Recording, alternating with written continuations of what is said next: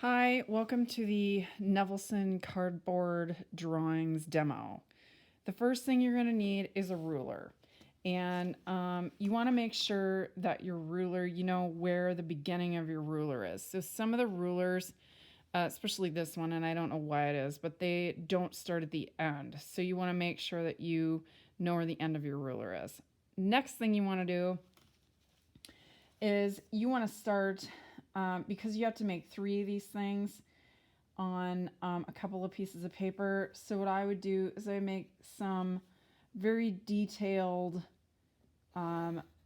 markings. Okay, we're going 5 inches long and 5 inches wide. So what I usually like to do is I like to sort of either eyeball my markings, or sometimes I will go halfway down and then make some more, kind of markings at the 5 inch so that I have a 5 inch line. And then I line it up in the middle of those. And then you notice that you can just come back and usually draw the vertical line. So I have the 2 horizontal lines now. This one's just slightly off, which is okay. Okay, so now I have my drawing to start with.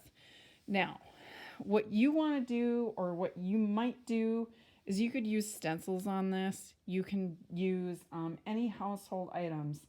So just kind of off the top of my head, I just happen to have, or out of my studio, I happen to have, tops of containers. You can try other items, but sometimes these are good for drawing circles. Now this one's a little bit big, but you could draw some partial circles with this and get a nice kind of circular shape. The other thing that you could do is you could use a roll of tape for this. Okay, and there's a roll of tape in varying sizes. Or if you needed something that was maybe a little bit square or smaller to square, you can use a box of something. This just happens to be like a box of lights from Christmas. So if I wanted to, I could go in here, or you could just use your ruler, which is fine too. Okay, so if I say wanted to do a couple of long straight lines here. Whoops, that one got a little wavery. Ugh. Do this upside down. And your beginning drawings, just put some basic shapes in there. I'm just going to do some long skinny shapes. You could do some triangles. Again, you could do, a circle in the back.